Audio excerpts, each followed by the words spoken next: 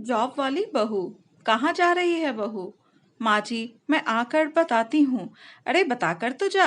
अरे ये क्या बात हुई, मैं पूछ रही हूँ और तुम बिना जवाब दिए ही चली जा रही है। पर पुष्पा बिना कुछ जवाब दिए दौड़ती भागती अपना बैग उठाया और जल्दी से गाड़ी निकालती है। अरे इतने दिनों बाद गाड़ी से? सासू माँ आवाज लगाती हैं। बस मैं आती हूँ माँ जी, कहकर पुष्पा बिना बताए घर से चली जाती है। पुष्पा के घर में पुष्पा, उसकी सास, ससुर और पति रजनीश रहते हैं, जो अक्सर ही अपने काम से घर के बाहर रहते हैं। पुष्पा की एक ही ननद है, जो कि बड़ी है और उसकी शादी हो चुकी है। पुष्पा की शादी को तकरीबन 3 साल होने जा रहा है। पुष्पा अपने परिवार के साथ बहुत खुश है। उसके सास ससुर अधिक उम्र के हैं। ससुर रमाकांत जी रिटायर्ड और स्वस्थ हैं, पर सासू माँ शीला जी को दिल की बीमारी है। 5 घंटे बाद पुष्पा घर लौटी। उसके ससुर उसके साथ थे, जो कि पूरी तरह से घायल थे। माथे पर पट्टी बंधी हुई थी, हाथ में फ्रैक्चर हो गया था। शीला जी अपने पति की ऐसी हालत देखकर बिल्कुल घबरा गई। अरे आपको ये सब क्या हुआ, कैसे हुआ, कब हुआ? बदहवास वो एक के बाद एक प्रश्न करती जा रही थी। अरे माँ जी, अब सब ठीक है, आप घबराइए नहीं, आप बैठ जाइए, सब बढ़िया है। पुष्पा उनको समझाते हुए बोली। रमाकांत जी भी बोले, मैं बिल्कुल ठीक हूँ, बस यह हेयर लाइन फ्रैक्चर है, जो कि जल्द ही ठीक हो जाएगा। सिर पर थोड़ी गहरी चोट है, कुछ टाके आए हैं, जो कुछ दिनों में कट जाएंगे। रमाकांत जी ने शीला जी को बोला। शीला जी घबराहट के मारे रोने लगी। फिर बोली, अरे पर यह सब कैसे हो गया? मुझे तो किसी ने कुछ बताया ही नहीं। पुष्पा जल्दी से पानी लेकर आई और वह अपने सास ससुर को पानी देते हुए बोली, माँ जी, मैं आपको इसलिए कुछ भी नहीं बताकर गई थी क्योंकि आप घबरा जाती। फिर पुष्पा ने बताया, मुझे एक अनजान व्यक्ति का फोन आया, जो कि पापा जी के मोबाइल से कर रहा था और कह रहा था कि सड़क पर इनका एक्सीडेंट हो गया है। उन्होंने यह नंबर दिया है आपसे बात करने को, तो मैं आपको फोन कर रहा हूँ। माँ जी, इसलिए बिना बताए आपको मैं चली गई। यदि मैं आपको बताती तो आप घबराती रहती। घबरा तो मैं भी गई थी, लेकिन मुझे तो हिम्मत दिखानी थी ना। वैसे भी रजनीश शहर में नहीं है। शीला अपनी प्यारी बहू पुष्पा की बातें सुन बहुत ही गर्व महसूस कर रही थी।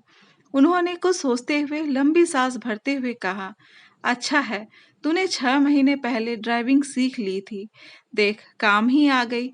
हाँ माँ जी, कुछ दिनों से मुझे गाड़ी चलाने में कॉन्फिडेंस भी आ गया था और पापा जी का एक्सीडेंट वीरान जगह हुआ था। वहां पर आने जाने के ज्यादा साधन नहीं दिखे रहे थे और हाँ, अपनी गाड़ी से मैं सही समय पर पहुंच गई। डॉक्टर ने बोला, आप इनको और थोड़ी देर में लाती तो काफी ब्लीडिंग हो जाती और फिर इनको कोमा में जाने का डर था। सर पर गहरा घाव है, पर चिंता की कोई भी बात नहीं है। डॉक्टर ने सीटी स्कैन करके बताया दिया कि सब ठीक है। पुष्पा ने हंसकर समझाते हुए अपनी सासू माँ को बताया। शीला जी भी पुष्पा को देखकर खुशी से मुस्कुराने लगी। आज उनकी बहू ने इतनी समझदारी से एक बेटे जैसा काम किया। रमाकांत जी को देखने 2 दिन बाद पड़ोस के सरज जी आए। उनकी बहू बैंक में जॉब करती थी। उनको अपनी बहू के इस बात पर बड़ा गर्व था कि मेरे बेटा बहू दोनों ही कमाते हैं और वह बातों बातों में अपनी बहू की कमाने की तारीफ करते ही रहते और कहीं ना कहीं पुष्पा को नीचा दिखाने की कोशिश करते थे। रजनीश की बिल्कुल भी इच्छा नहीं थी कि पुष्पा नौकरी करे।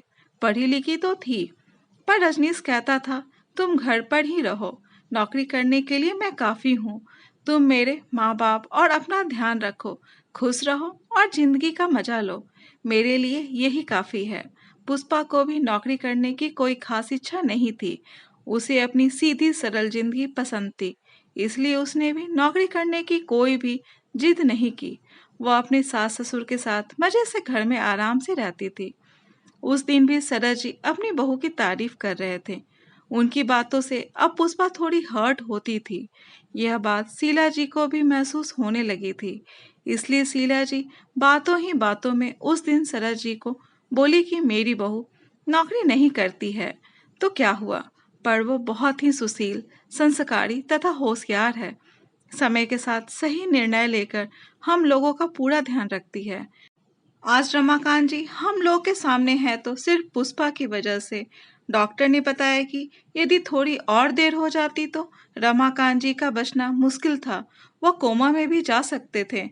और पुष्पा नौकरी नहीं करती, उसमें उसकी और रजनीश दोनों की इच्छा है। जरूरी नहीं है कि घर में सभी लोग नौकरी करें।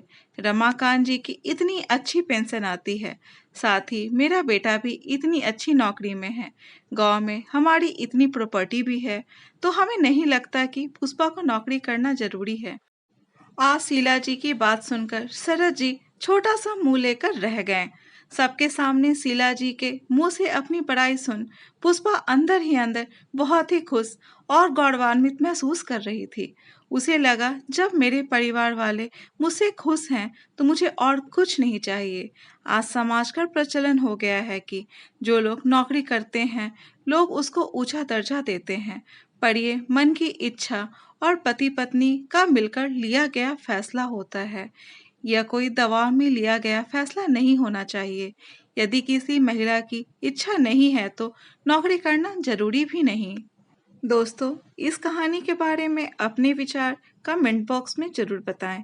और अगर कहानी अच्छी लगी हो तो कहानी को लाइक, शेयर और चैनल को सब्सक्राइब करना ना भूलें। कहानी सुनने के लिए धन्यवाद।